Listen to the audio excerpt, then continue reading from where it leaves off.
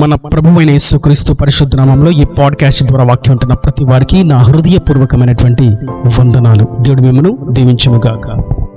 కొరింథీయులకు రాసినటువంటి 2వ పత్రిక 7వ అధ్యాయము 1వ వచనం. ప్రియులారా, మనకు ఈ వాగ్దానములు ఉన్నవి గనుక దేవుని భయముతో పరిశుద్ధతను సంపూర్తి చేసుకొనుచు శరీరమునకును ఆత్మకును కలిగిన సమస్త కల్మషము నుండి మనలను పవిత్రులనుగా చేసుకొందుము. దేవుని భయముతో కూడినటువంటి పరిశుద్ధత మనము కలిగి ఉండాలి. ఆ భయముతో కూడినటువంటి పరిశుద్ధతలో మనం సంపూర్ణము కావాలి, పరిపూర్ణ స్థాయికి చేరాలి. ఈ చదివినటువంటి వాక్య భాగం ఎంతో అమూల్యమైనదిగాను ఎంతో విలువైనదిగాను మనం ఇక్కడ గమనించగలుగుతాం. ఎందుకంటే దేవుడు మనకు ఒక సంపూర్ణమైనటువంటి త్రోవను గురించి తెలియచేస్తున్నారు. మనం పరిశుద్ధతలో సంపూర్ణతకు చేరాలి. ఆ పరిశుద్ధత కూడా భయముతో కూడినదై ఉండాలి. ఆ భయము మనుషుల యందల భయము కాదు, అధికారుల యందల భయము కాదు, రాజ్యాంగమును గుర్చినటువంటి భయము కాదు, గాని దేవుని భయముతో కూడినటువంటి పరిశుద్ధత. దీనిలో మనం సంపూర్ణ స్థితికి చేరాలి. నేటి వాక్యం వింటున్నటువంటి నా ప్రియ సహోదరులారా, ఒక శిశువు జన్మించినప్పుడు ఆ శిశువు ఎంతో చిన్నవానిగా ఉంటారు. అయితే సంవత్సరములు గడుస్తూ ఉన్నప్పటికీ ఆ శిశువు ఎదిగి పెరిగి పెద్దవాడవుతాడు. అతడు ఒక వయసుకు వచ్చిన తర్వాత అతడు అన్ని చేయడానికి యోగ్యుడిగా సమాజం ఎంచుతుంది. ఇలా మనం చూస్తున్నట్లయితే సంపూర్ణ స్థితికి చేరడానికి తల్లి గర్భములో పిండముగా ఉన్నటువంటి శిశువుగా, బాలుడిగా, పెద్దవానిగా ఎదిగేటువంటి విధానమును మనం గమనించినప్పుడు ఆ దశలను మనం గమనించినట్లయితే ఆ దశలన్నీ కూడా మనకు తెలియజేసేది ఒకటే: అతడు పెద్దవాడవుతాడు, ఆమె సమాజంలో పెద్దదిగా ఎంచబడుతుంది. అప్పుడు ఏమి చేయాలి, ఏమి చేయకూడదు అనేటువంటి అంశాలు వారంతట వారే గుర్తించగలుగుతారు, గమనించగలుగుతారు. ఆ ప్రకారం వారు జీవించగలుగుతారు అని. ఇది విషయాన్ని మనం ఆత్మీయంగా చూసినట్లయితే మనం సంపూర్ణతలోనికి వచ్చేంత వరకు కూడా ప్రభు మనకు తెలియచేస్తూనే ఉంటారు సంపూర్ణతను గూర్చి.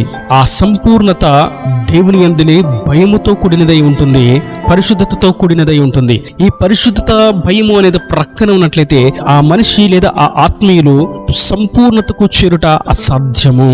అయితే ఈ సంపూర్ణతకు చేరేటువంటి అనుభవంలో మనము భయము, పరిశుద్ధత ఉండాలి. వాటిలో మనం సంపూర్ణతకు చేరాలి అనేటువంటి విషయాన్ని గమనించాం. అయితే ఈ సంపూర్ణతకు చేరేటువంటి అనుభవంలో మనం ఏ ఏ విషయాలను విడిచిపెట్టాలి అని గమనించినట్లయితే ఆ వచనంలోనే శరీరమునకు కలిగినటువంటి కల్మషమును మనము కడుక్కోవాలి. ఆత్మకు కలిగినటువంటి సమస్త కల్మషమును మనం విడిచిపెట్టాలి.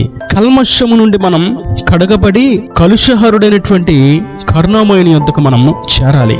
ఇది సంపూర్ణతకు చేరేటువంటి దశ. నేటి వాక్యం వింటున్నటువంటి నా ప్రియ సహోదరులారా, పరిపూర్ణులు, పరిశుద్ధులు ఆయన రాజ్యానికి వారసులుగా మార్చబడతారు. ఆయన పరిశుద్ధుడై ఉన్నాడు గనుక మనం పరిశుద్ధులమై ఉండాలి.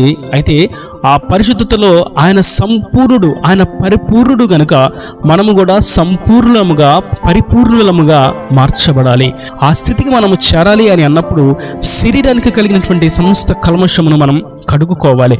ఆత్మకు కలిగినటువంటి సమస్త కల్మషమును మనం కడుగుకోవాలి. ఇంతకీ ఈ కల్మషము ఏమై ఉన్నది అని నోటి పాపము చేతను గాని, చూపుల పాపము చేతే గాని, తలంపుల పాపము చేతే గాని, నడవడిక పాపము చేతే గాని, వస్త్రధారణ పాపము చేతే గాని, చేతి క్రియల పాపము చేతే గాని, వయసుకు మించినటువంటి క్రియల చేత కలిగేటువంటి పాపమే గాని, ఇలా కల్మషము అనేక విధాలుగా, పరిపరి విధాలుగా ప్రభు యుద్ధకు చేరనివ్వకుండా, సంపూర్ణతకు చేరకుండా ఆపివేస్తున్నది. నేడు మనం వాటిని గుర్తించి ఆ కల్మషమును మనం కడుగుకోవాలి. మనలను మనమే పవిత్రపరచుకోవాలి. ప్రభువా, నేను చూడకూడని వాటిని చూచాను, చేయకూడనటువంటి పనులను చేశాను, ఆశించకూడని దానిని ఆశించాను, వెళ్ళకూడని చోటుకు వెళ్ళాను, తినకూడని వాటిని తిన్నాను, తాగకూడని వాటిని త్రాగాను, మాట్లాడకూడనటువంటి మాటలను నేను ఉచ్చరించాను అని ఆ కల్మషమును మనం ప్రభు పాదల చెంత పెట్టి మనలను మనం పవిత్రులనుగా మార్చుకోవాలి. ఇది దేవుని సన్నిధిలో మనకు అనుగ్రహించబడినటువంటి గొప్ప భాగ్యము.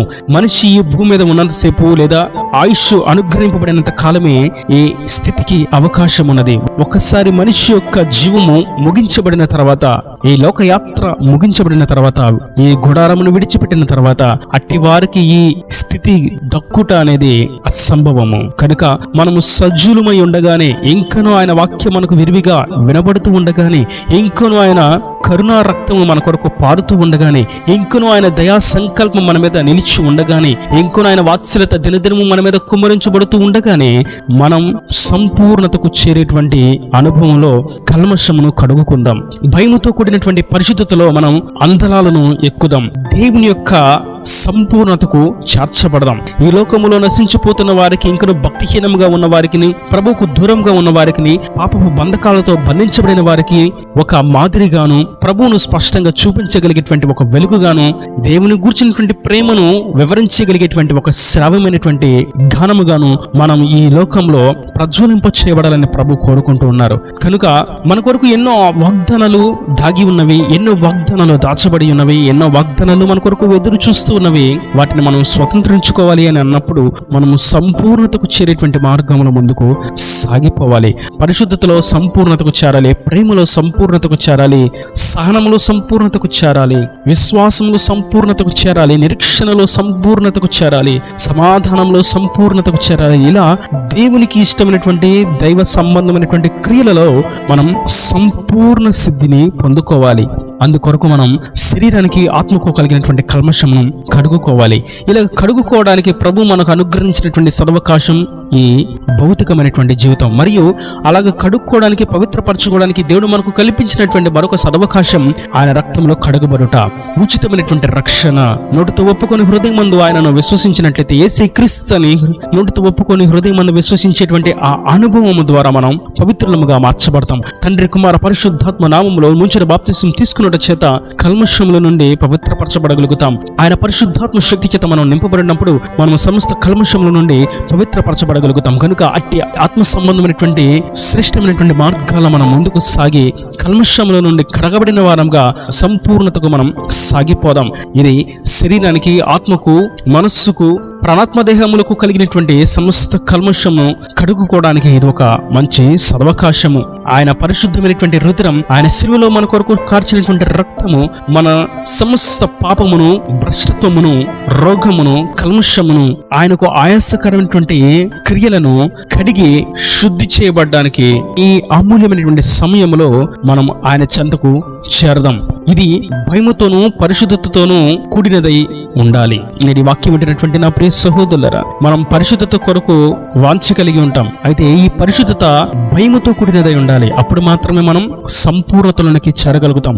ఈ భయం ఉన్నప్పుడే కల్మషం మనకు అర్థమవుతుంది, పాపం మనకు అర్థమవుతుంది, దేవునికి ఆయాసకరమైనటువంటి క్రియలను మనం గుర్తించగలుగుతాం, ఆయన ఆజ్ఞానుసారంగా జీవించగలుగుతాం. ఒకవేళ భయమే లేకపోతే పరిశుద్ధతలో ఉన్నాము అనేటువంటి భ్రమలో అపవాది వారిని నరకానికి నడిపిస్తాడు, నరకానికి వెళ్ళడానికి యోగ్యతను కలుగు చేస్తాడు, అన్ని విషయాల్లో భ్రష్టులుగా మారుస్తాడు, అణిచివేస్తాడు, వెలుగుద్దుత వేషముతో వారిని భ్రమపరుస్తాడు, సత్యములో ఉన్నావు అనేటువంటి అపోహలో నిలబెడతాడు, నరకానికి పాత్రులుగా మార్చివేస్తాడు. కనుక మనం మన శరీరానికి, మన ఆత్మకు ఏ విషయంలో కల్మషం కలిగి ఉన్నదో, మన కుటుంబంలో ఏ విధంగా మనం కల్మషం కలిగి ఉన్నామో, మనం సమాజంలో ఏ విధంగా కల్మషం కలిగి ఉన్నామో, భార్య భర్తలు ఒకరికి తెలియకుండా ఒకరు ఏ విధంగా కల్మషమును కలిగి ఉన్నారో, తల్లిదండ్రులకు తెలియకుండా బిడ్డలు ఏ విధంగా కల్మషమును కలిగి ఉన్నారో, సంఘ కాపరికి తెలియకుండా సంఘంలో ఉన్నటువంటి విశ్వాసులు ఏ విధంగా కల్మషమును కలిగి ఉన్నారో, లేదా ఇతరులకు తెలియకుండా సంఘ కాపరియే ఎటువంటి కల్మషంలో నిలిచి ఉన్నాడో, ఆ ప్రతి కల్మషమును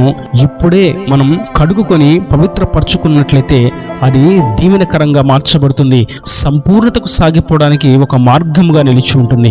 ఒకవేళ నేనే తప్పు చేయలేదు, నాకు ఏ కల్మషం లేదని అనుకున్నట్లయితే వాక్యం రీతిగా సెలవిస్తుంది, తమ్మును తామే వారు మోసపరుచుకుంటూ ఉన్నారు, తమ్మును తామే అబద్ధములు నిలిచినట్లుగా ప్రోత్సాహపరుచుకుంటూ ఉన్నారని, అట్టి వారు దేవుని రాజ్యానికి వారసులగుట దుర్లభము అని. కనుక మనము మన పాపములను ఒప్పుకొని కల్మషమును కడుగుకొని పవిత్రులుగా మార్చబడ్డానికి మనల్ని మనం ఆయనకు అర్పించుకున్నట్లయితే ఆయన రక్తం సమస్త కల్మషముల నుండి మనల్ని పవిత్రులుగా మార్చి సంపూర్ణతలోనికి చేర్చి ఆయన ఉండి నిత్య రాజ్యానికి వారసులుగా మారుస్తుంది. ఈయన దేవుని మాటల ప్రతి వాని హృదయం నీరు కట్టి ఫలింపు చేయను గాక. ఆమేన్. God bless you. తలల వంచి కన్నులు మూసినట్లయితే మీ కొరకు చిన్న ప్రార్థన. ప్రేమ స్వరూపి కరుణ కటాక్షంగా నా తండ్రి, నా ప్రభు వాక్యన ప్రతి వారిని మీరు నిండాలుగా దీవించండి, ఆశీర్వదించండి. నీ యందు భయముతో పరిశుద్ధతను సంపూర్ణ స్థాయిలో కలిగి ఉండాలని మీరు సెలవిచ్చారు. అయితే దాని కొరకు శరీరానికి ఆత్మకు కలిగినటువంటి కల్మషమును కడుక్కొని పవిత్రులుగా మమ్మల్ని మేము మార్చుకోవాలని మీరు సెలవిచ్చిన నీ అమూల్యమైన వాక్కును బట్టి నీకు వందనాలు. ఈ వాక్యాన్ని ప్రతి వారికి మీద కల్మషముల నుండి పవిత్రులుగా మార్చబట్టుకు నీ యందు భయముతో సంపూర్ణతకు పరిశుద్ధతలో సాగిపోటకు సహాయం అనుగ్రహించండి. ఇంకా వారి ప్రతి అవసరతను అక్కరు నీ మహిమేషులు తీర్చి నీ రాకడ రాజ్యాన్ని సిద్ధపరచమని యేసు పరిశుద్ధ నామమున ప్రార్థించి వేడుకుంటున్నాను తండ్రి. Amen, amen.